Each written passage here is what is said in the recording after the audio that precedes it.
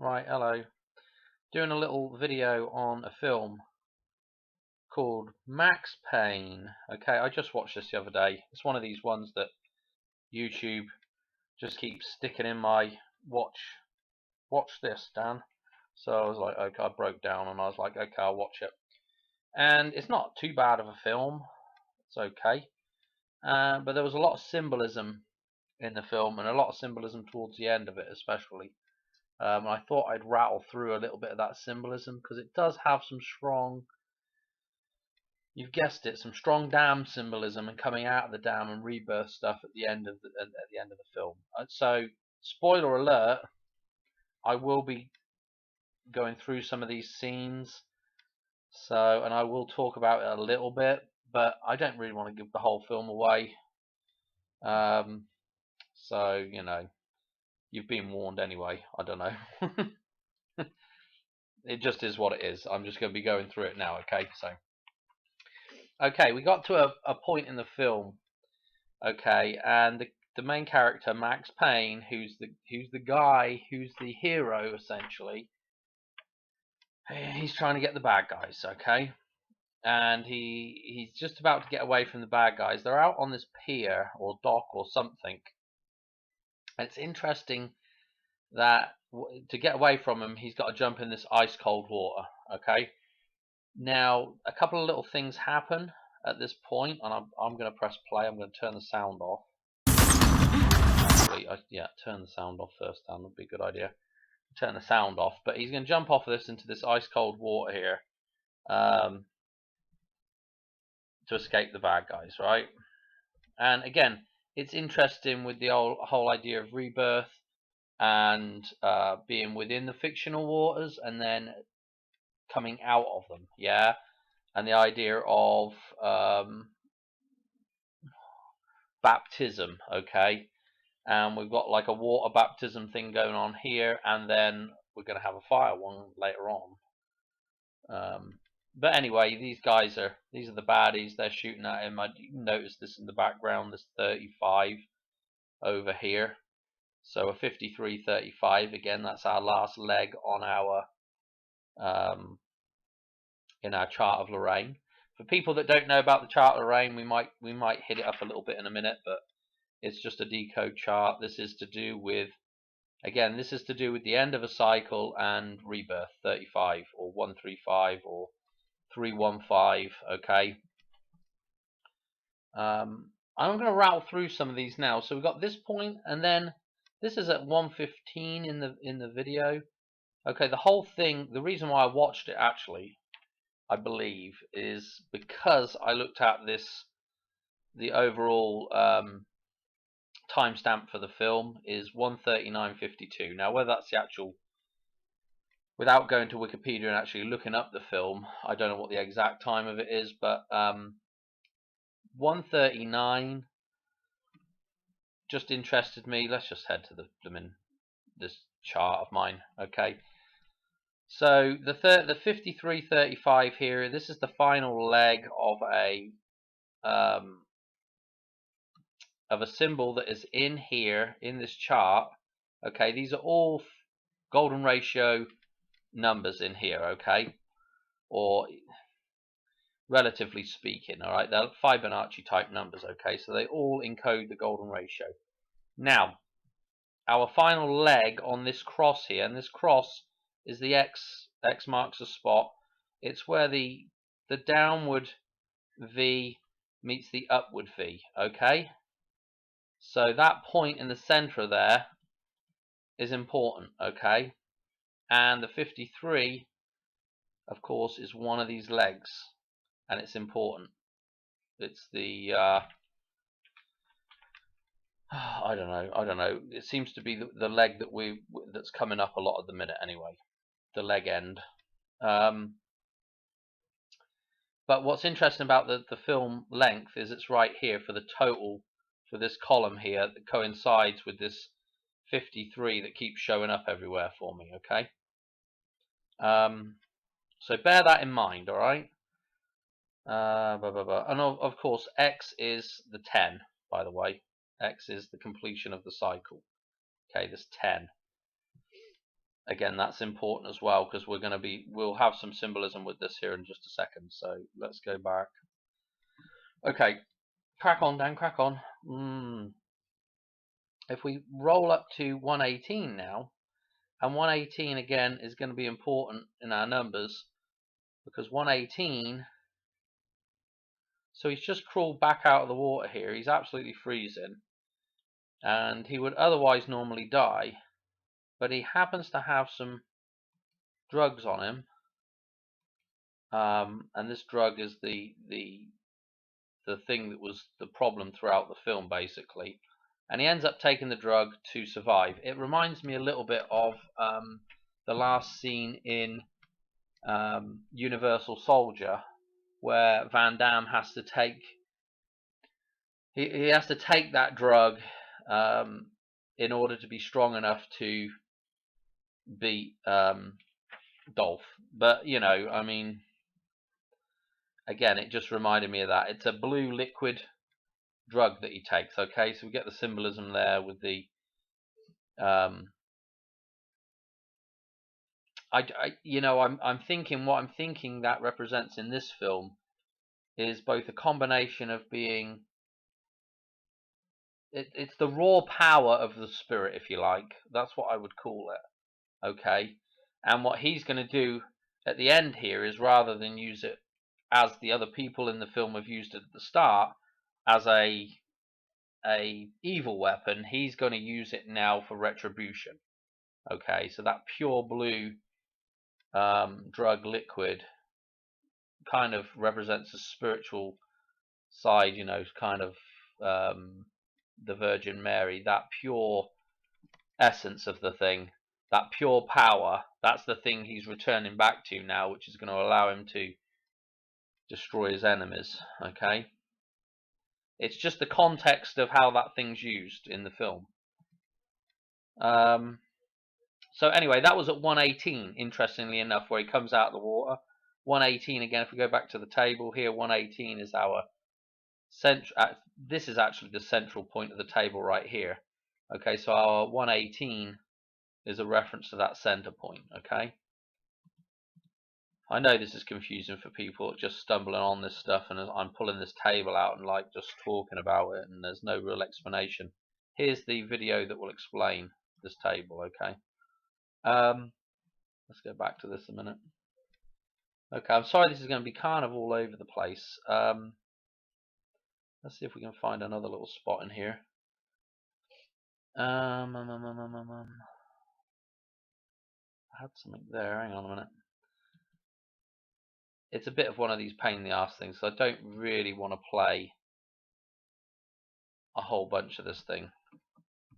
Okay, this is the bad guys getting away, and of course they run right by this. I mean, you can see what this. If you can see my cursor, I'm circling it now. It's what looks to be a virus. What do you call that? Just a virus, a particle, virus particle. This looks like, I don't know, something to do with the eye here. And if we continue on,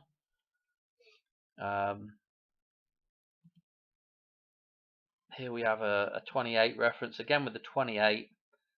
Again, if we recall the table, we're going to recall there's a special relationship between 5 and the number 2. Okay, they are mirrors of one another.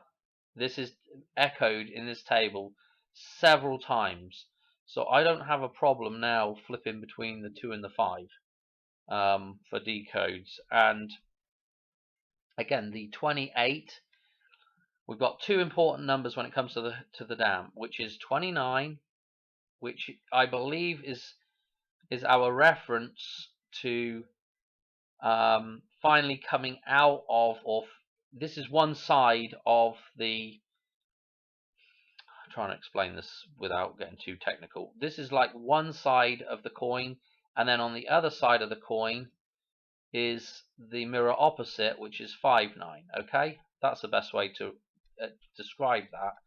And here's our 29 and here's our 59 right here. I've talked about these two numbers before, but 5-9 is is one of the dates that I've got pegged for potential Hoover Dam destruction. The 9th of May this year. At the minute, I don't know. But this happens to be the 129th day of the year. Okay, so the 5-9, the 2-9 are very important, and of course that 2-8, the 2-8 is basically, you know, is the day before 2-9. Okay, and again, this equates to 5-8. Okay, or 85. Okay, important number again, 85. Back to the Future. Okay, so, and of course it's in the table right here. Here's our 85 right here. So important balance numbers, and again, I don't know, that you could look at that 2 or 3 different ways. The 85, you could look at it before. Well, let's not even get into it. You know, just use your own imagination on how it ties into these two numbers here. Okay, because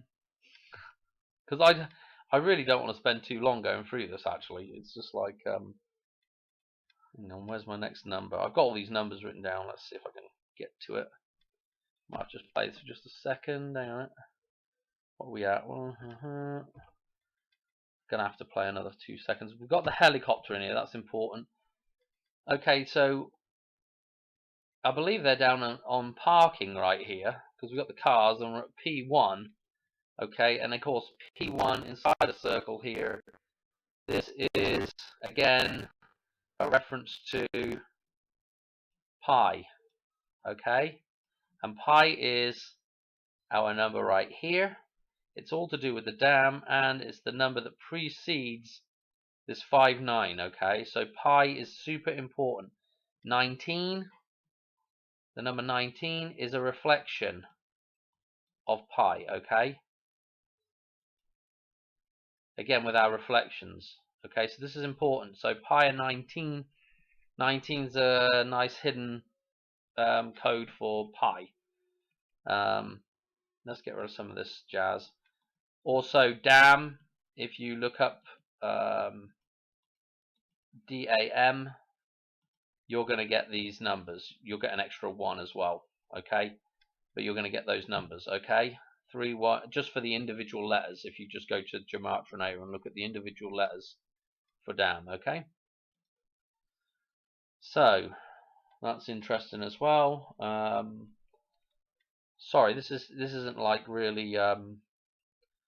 This video is not like really. I sound a bit drab, I think, just listening to myself here.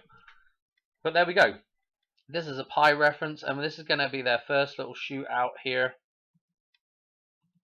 Nothing major to report apart from this is their first shootout. Anyway, chases them up the building, ends up killing a bunch of guys, and he's still chasing the bad guys. Back up to the top of the building now. Okay, so we're starting out at the bottom and we're going up to the top.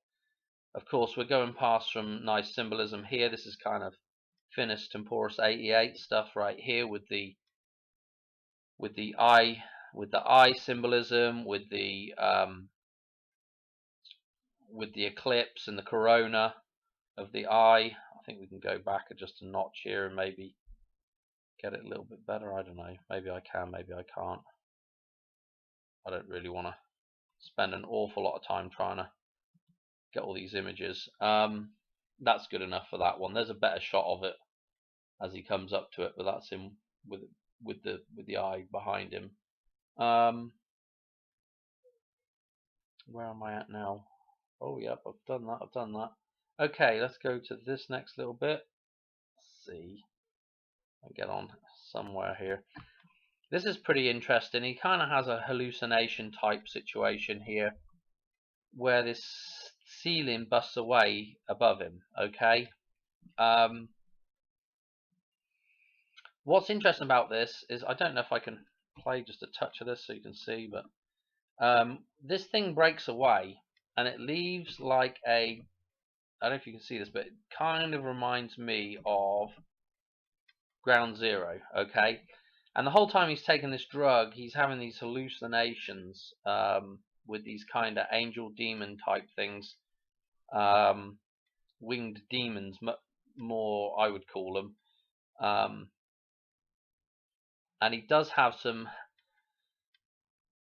He also has some kind of angel, what want for a better term, angel type visions as well, to do with his wife and his child that have died at the start of the film. Spoiler alert again. This is the reason why he's on this kind of quest for retribution or whatever. What do I want to say? Again, it was the wife, so the mother and the son that, or I think maybe it was his son, probably was. It was a baby. So the baby and the mother die. Okay, like a Jesus and Mary thing. That thing dying, and all the way through the film, the coloration of the film is very Matrix-esque, with the bluey, greeny tinge to it, and very dark, extremely dark all the way through the film. And then towards the end, when we get to the very end, that color, and when he has his visions, of course, that color changes. But towards the end, we have that color change as well, back to the sort of more goldeny sun type coloration. So anyway, here we got this, or like, for want of a better term, I just call it ground zero, and we have the idea of rebirth by fire now. Yeah, rebirth by destruction. Phoenix rising. This character here is called Mona, and she kind of helps him a little bit during the film. I don't want to explain the whole film, but it's just interesting. We have a moon reference, and the moon is kind of helping him as well through this thing, even though she's dressed up all in dark as well. Kind of interesting as well. So again, let's go on. Hang on a minute. I need to get up to. Let's go up a bit here. Hang on a minute.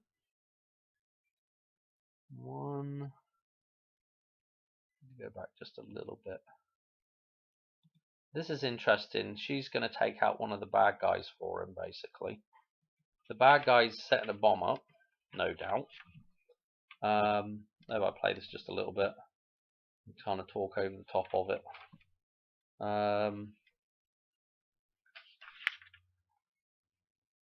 Let's see, where are we at? 1:26:28 should be right coming up now. Okay. Again, this is now occurring somewhere up in the top of the building, but we have another P1 reference here.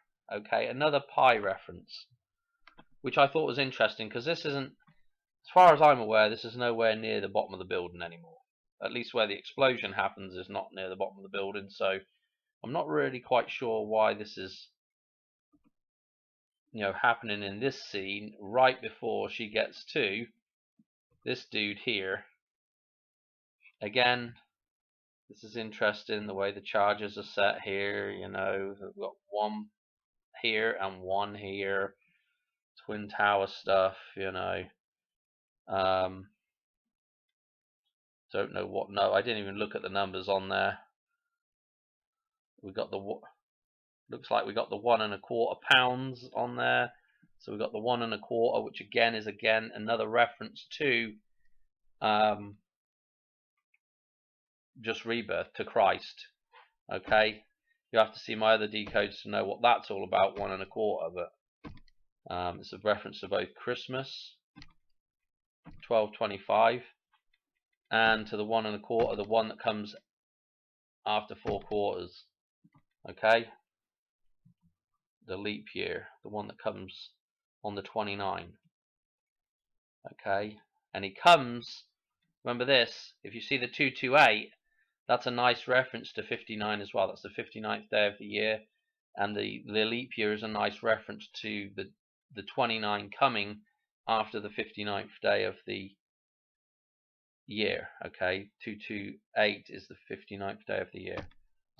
Okay, I think I completely missed that spot. That was a good. I don't know. Right over here, at some point when she shoots this dude, just as she's coming in here, there is a number 28 again. So one would think it was that 28 from earlier, but I don't know. Where the actual explosion takes place is not on the parking level. Anyway, we have the explosion, chunks of stuff flying down. Here's the side of the building blown out. So we've seen this in several other films. I'm thinking Matrix. I'm thinking the 2001 actual event as well, where the building has its little big explosion at the top there. Okay, so this is the first shot of what I'd call some definite dam references. Okay, because again, you know, we've had him jumping off the pier, the pier, yeah, jumping off of the, you know, the pier is the false land above the water. You know, it sits up on stilts above the water.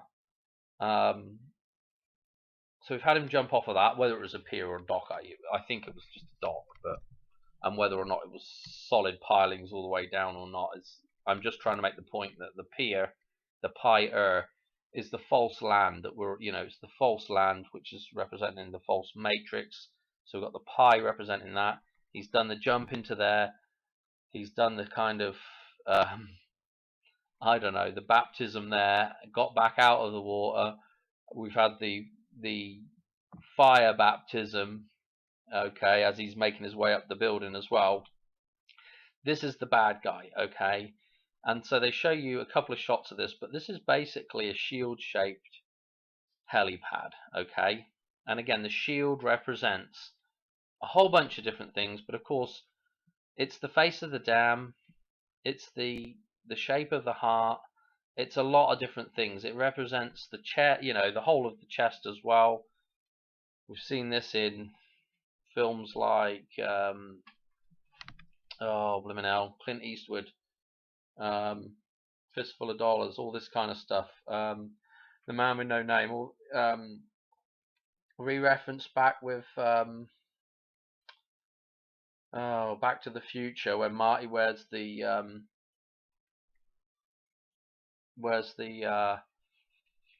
chest plate. Okay, when used correctly, you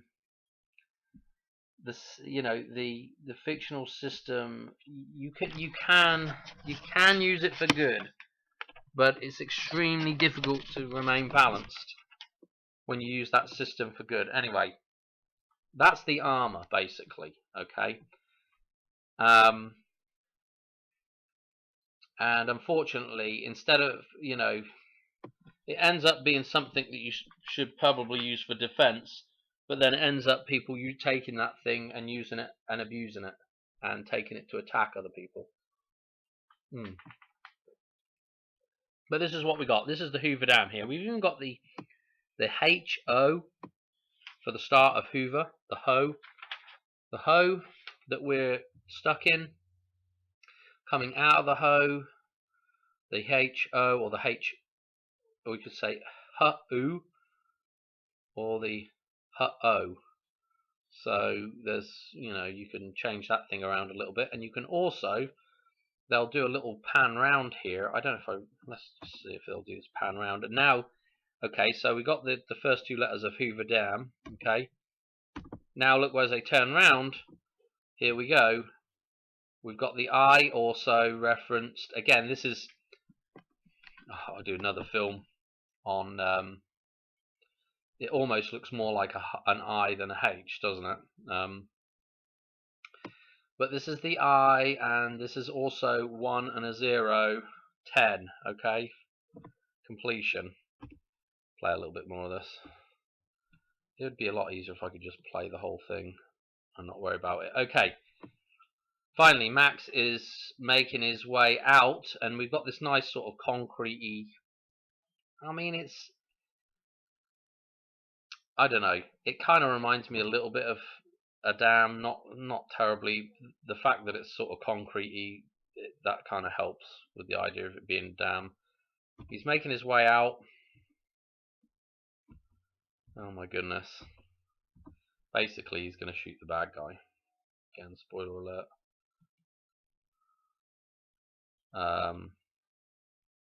Chrysler building in the background there. I don't know where, in relationship to these guys, where the backdrop of the Twin Towers would be. That would be interesting to know. That's kind of a 88 Finis Temporis type of idea there. If we could know where the... Oh, it takes forever for him to shoot him as well. Anyway, he's basically shot him dead, and he's now walked past the dead body there. I wish we could have just got him. Hang on. I kind of wish there was a way of going back, like just half a second at a time or whatever. There probably is. Oh, I don't know. Anyway, he's gone by the guy, the baddie, and he's now at the base of the dam, if you like. This is the bottom of the dam. You could argue that this is also the Vesica Pisces, this O, and the I inside it is the 1, yeah? And that 1, that's the actual balance point, is the O. Being able to see both sides of reality, being in that gateway, is actually the balance point. That is God. The Vesica Pisces is God. There you go. What have we got going on here? What actually happens is these lights here, we've got the blue and the... I don't really know what to make of this one. It's kind of a white. That could be representing the moon there. And then the two other lights are flashing, which is a blue and a yellow, basically, which is pretty interesting. And that's basically the end of it. But you'll notice that this is the kind of last shot of it. Excuse me. It does kind of look like a dam wall. I mean, for the top of a New York skyscraper. Oh no, this is made up fictional. But you know, how do you put the dam up at the top of a skyscraper? They've done a pretty good job doing that, I think. But you can see the color change. Everything's brightened up, whereas earlier on in the film, it's all before I get off of this, it's all sort of very bluey, dark grey, bluey matrix colors. And again, he shoots the guy, I think shoots him through the heart, right at the center of the heart. This is the Odysseus reference, the arrow shooting through the eye. Yeah, the eye is the Vesica Pisces. Again, we can call that the heart shape as well. I'm going to leave it there. I think that's about it for this film. I just want to do that because there was just so much in there, and it's not too bad of a film. It's not too bad of a watch either. I mean, it kept me fairly entertained. My tolerance for junk, for crap films, is pretty high though, so I can sit through some real crud and not complain about it too much. So I don't know. Anyway, yeah, I'm going to call it there. There's a lot of other stuff in here. There's a lot more than I've just waffled on about there. But yeah, let's just leave it at that.